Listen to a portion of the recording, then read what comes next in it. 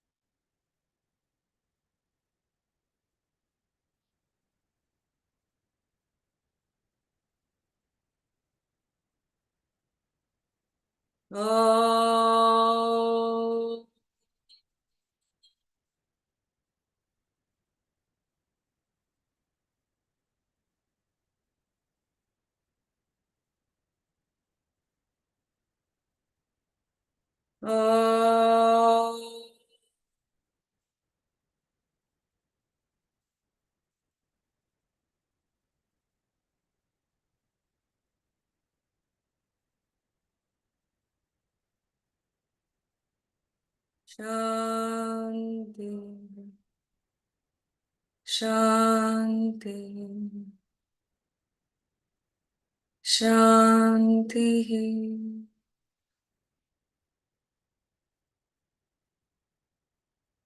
Please rub your palms together. Till you can feel the warmth between your hands and gently place them on your eyes and face and neck and shoulders, your entire body, and slowly come back. So how are you feeling in this moment? And where are you connecting from today? That's what I want to know. So I'm just going to put it out on my phone as well and look into your response. So let's warm up the chat a bit. Let's get to know where are you joining me from and how are you feeling in this moment. Vikas, so good to have you here.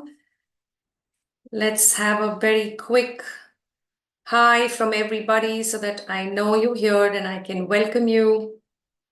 Would love to know which part of the country or the world are you in right now?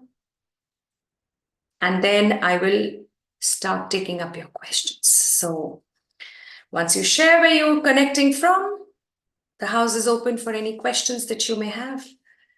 Yeah, Sanjay, good to see you after a long time. Shilpa from Bangalore, fantastic, Shilpa. So good to have you here again. Thank you so much for joining in. Thank you everyone for joining in. Wonderful. I think it's that time of the year when we're kind of planning our vacations, right? All of us are so busy with that. So are we. And I think mid of next month, sometime we're planning to be out somewhere. But wherever you are, if you're able to connect, that's what matters. And especially this week of the month, when you can ask me any question you want and share whatever challenges that you're facing so that together we can figure out a way to get you out of there and get you to your next level. That's what I want for you all. So bring it on. Bring on your questions if you have any. Oh, Rayudu from Chennai. So good to have you here. Thank you for joining in. All right, so I have a few questions that some of you have written to me on email. I'm going to start with one of those questions. And in the meantime, I'm looking closely at the chat to see whatever questions you want to ask live, those who've joined live today. Yeah, okay. So, Rayudu, your question is tips for getting super performance bonus. How do we get performance bonus? There are two aspects of this. Okay, let's start with your question. It's a very interesting question. And I'm also hoping that it's a question that is asked keeping in mind that we have 1 year to get to that point where we get the bonus we want, right? Because most of the times for most of the organizations, it's around April when we get the bonus. And now that we're at the end of May, I'm assuming that we want to know what is it that we can do to get some good bonus by the end of this year. If that's a question, it's a very good question, timed very well. Unfortunately, a lot of people ask me this question a week or 3 weeks before they're supposed to get bonus, because by then the decisions are made, right? By then it's already decided. It's too late to do anything. It's like that last minute preparation we're so used to from school days, isn't it? You study all year round. You don't feel the challenges that you feel otherwise when you have to finish off the entire syllabus in less than a month's time.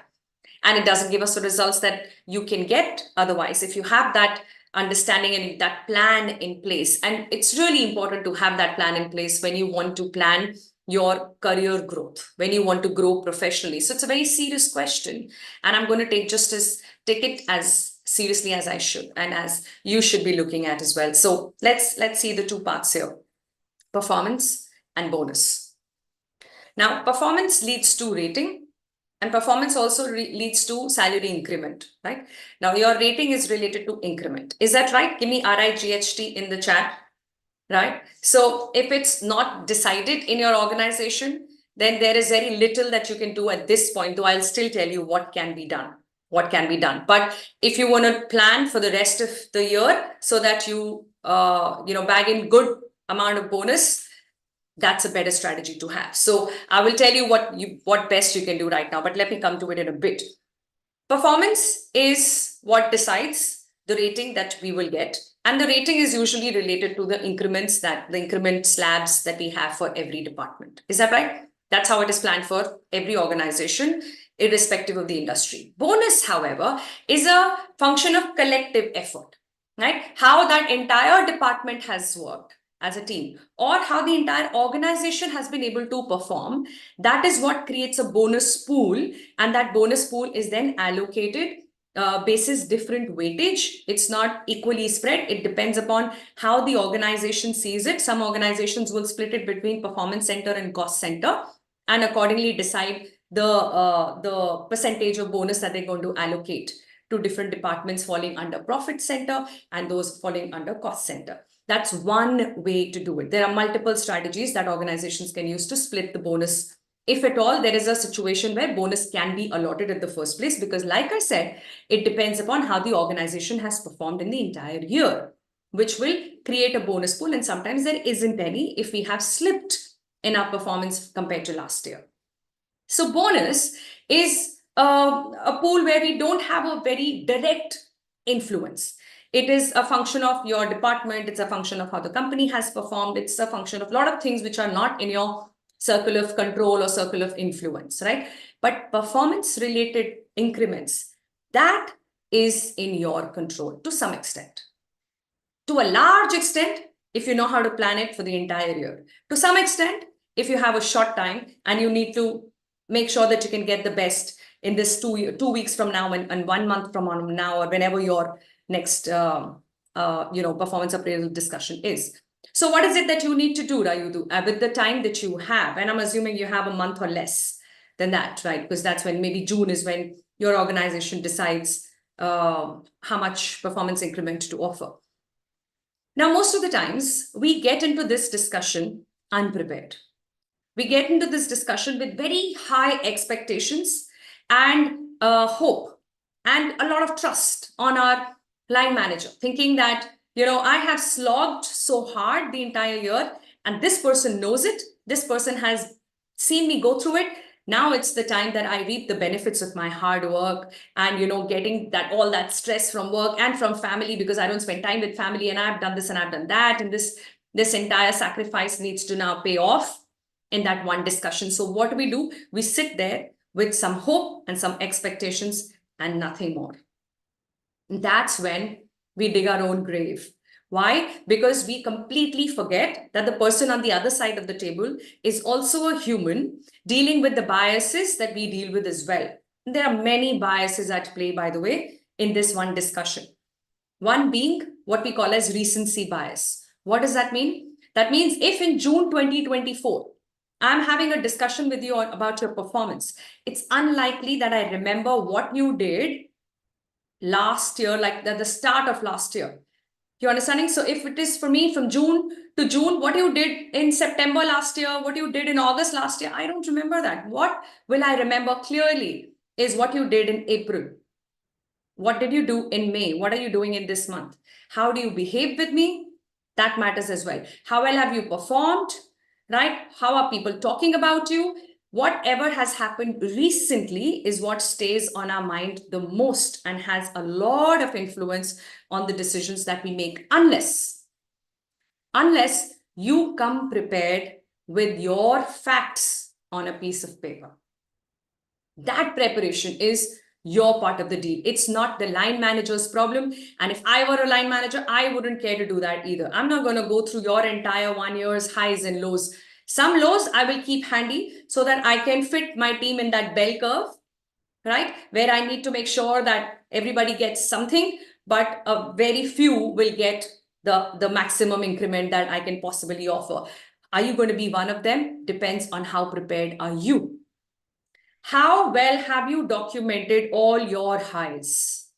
Any appreciation you received last year? Don't expect the line manager to remember that. And don't expect the line manager to take your word for it either. You've got to show some documents, some email, right? Some appreciation from somebody, which can put it out on the table that this has been my performance. I'm hoping that you have some quarterly reviews that have happened in the last 1 year. If you have, then those assessment sheets should be part of this discussion, the annual discussion. If not, then it becomes that much more difficult. You need to spend whatever time you need to collect and collate all your highs from last year. Go back to your calendar. See where have you spent your time and effort. What were you busy with? What have you achieved? What has moved the needle for the company, for the department that you serve? And bring that out on the table without feeling that you're bragging or you're kind of blowing your own trumpet. It's not about blowing your trumpet. It's about just putting out the facts, because you can't expect the other person to remember all of this about 10 people who report to him or her. Are you getting what I'm saying? So it is on you. It is your responsibility to make sure that you make it all visible for the line manager to be able to take the right call. Having said that, let me tell you that these decisions are not made on the spot most of the times. The decisions are made in a room where all of these people at a certain level will sit and decide, right? So I've been part of these discussions, and maybe so have you for your one down. So you know exactly what I'm talking about. But if you go ready with these facts, you're at least in a position to challenge if the verdict is not in your favor. Otherwise, you will just go and share your disappointment, which has little or no value. Like going there and saying, this is not what I expected. I don't even know what that means, because I don't know what you were expecting and on what basis. Have you been able to show that to me in that discussion? That's a question you need to ask yourself, right? So Rayudu, I hope you're getting the drift here. See, politics, we can talk about it some other day, but I'll tell you something. There was a time in my life in college where I felt that, there's this group which is a very attention-seeking group, and the happening people are in that group. So there was one such group in my college in MBA also. And there is politics everywhere. There's politics, wherever you kind of see. So here, these people were, holding everything together, and they would be involved in everything important. And if you're not part of that group, you're not important enough. So, one of those groups. And my computers teacher, computer science, so he told me to plan a quiz. And he said, I'm not going to put out a typical examination to you all. You will be tested, your knowledge will be tested basis quiz that Yukti is going to curate. Now, I kind of believed that those people that in that group, they did not like me. Okay. I had this strong feeling that I'm going to lose these 20 marks on which are on the line for me, because their winning criteria was defined. If they win the quiz, they get X many whatever points, right? So sir had made that slab very clear to everybody that whatever is your score in the quiz, according to that, you get marks out of 20, like, simple weighted average. But for me, the one who was organizing it, the one who was hosting the quiz, I was the one who made the quiz questions, I was the one who was hosting it as well. How will I be judged? How will I get marks on those 20? So for that, I was dependent on the whole class. And they had to collectively vote, and basis that, sir would have decided what marks I get. So I was sure this is gone, right? Because these guys don't like me. But trust me, the quiz was such a huge success that even this group could not do much. And they had to put their hand up and say that if there is anybody who scores full marks, should get full marks, is Yukti, because of the kind of questions she's come up with, which was a challenge for us to deal with, even though we were working in groups in this quiz. She's the one who's thought through these kind of questions and come up with the quiz, and the way she's conducted, she deserves 20 on 20. These people said that. The moral of the story is that your performance speaks for itself if you know how to make it visible. Don't expect somebody else to read between the lines and figure out your potential. It's on you to show your potential to people by proving through work. Let your performance show and let that help you shine. And then politics will have little or no impact on you. Trust me. Trust me. The best way to deal with politics is to not be a part of it. I'm telling you that. And politics is not always a bad thing. We can talk about it some other day. But I hope I've been able to address your concern here. How to make hard work visible in the documents. You need to keep important people in the loop. You need to write emails which can kind of detail out the important milestones as the project is taking shape. So you don't start from point A and then show up next time on an email or after you cross the finish line.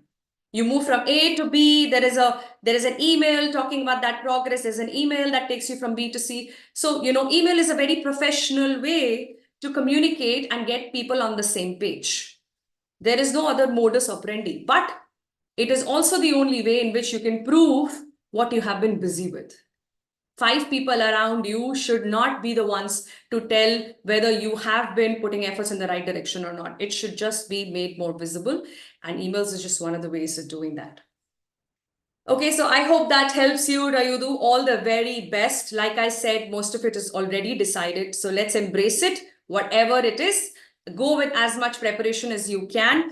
But please invest more time and plan this better for the next year so that you get what you truly deserve. Yeah, we've got to make that happen, and the onus lies on us.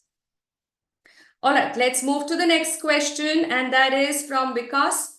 What's your opinion on self-motivation? Do you think it completely depends on your own factors around you? In short, motivation by self versus situational. Okay, very good question. So what is motivation?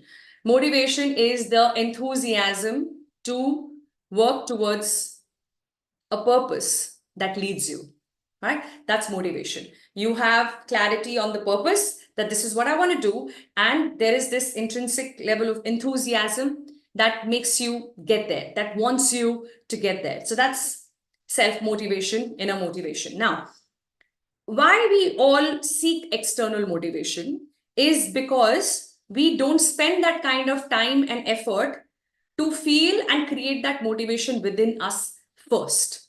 And so we get dependent on people and their validation and to the extent to which they recognize their work. Listen to what I'm saying. Motivation has to be intrinsic first. That's my strong belief.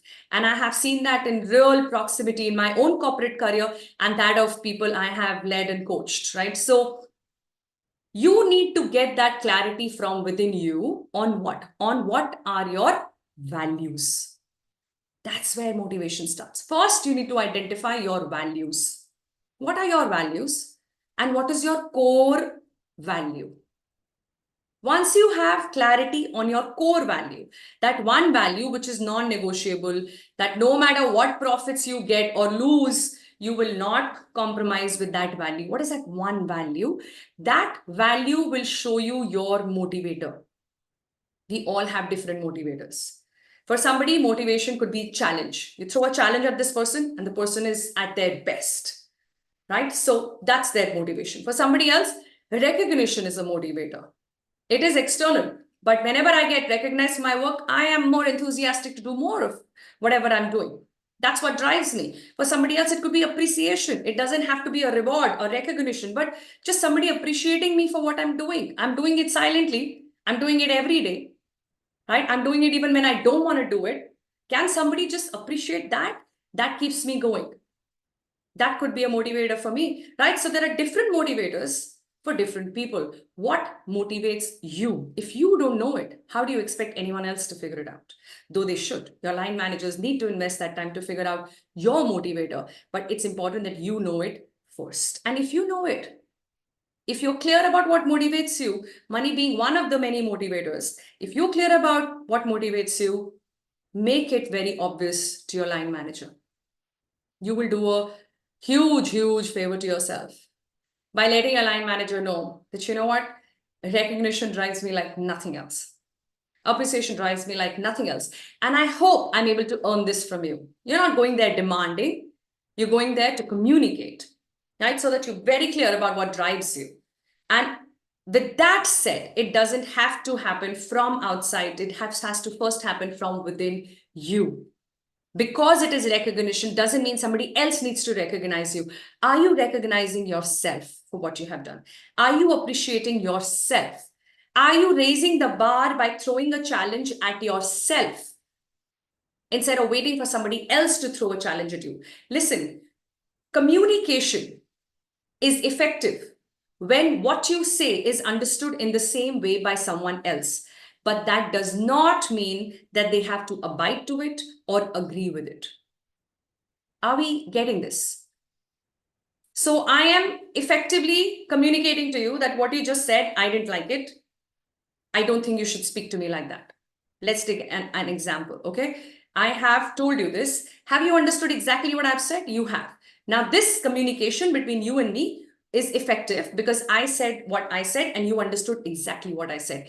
That's what makes communication effective. Does not mean that in this moment you are apologetic, that in this moment you're going to make some promise to me. Maybe you will defend yourself. Maybe you will say, yeah, whatever, I think you're overreacting. I think you're too sensitive. Whatever you may say in your defense, that's all right. Just because I have expressed myself does not mean that I should expect people to follow suit. Same way, if I've understood my motivators and I have communicated it to my line manager, does not mean that now he or she is going to shower me with appreciation or give me a lot of recognition or add more zeros to my bank account because money motivates me. No, they don't do any of that. But you're just communicating so that it is known. Having said that, it needs to happen from within you for you first. And only then you will see that coming from the environment around you, and you will, I promise you that. So this question, I love this question because when I see people making an attempt to answer this question, honestly, I don't quite agree with many perspectives I hear about motivation. And what I'm sharing is only my perspective, can be challenged. Absolutely, I'm open to that. But it has served me very well. And it has also served those who I coach one-on-one. When I tell them and guide them to find their own motivators and then help them create that motivation for themselves. Then whatever else comes outside of them from the environment around them is a bonus. I'm already appreciating myself for what I'm doing. And if I'm getting some appreciation from you as well, it's a bonus. It's not something that I'm dependent upon. Motivation doesn't work in any other way. That's how I feel. And I hope this was useful. Thank you for asking that question, because if this has helped you, then please put it in the comments and tell me if you found it useful, say useful. And I would know that I've been able to reach out and help you with this clarity.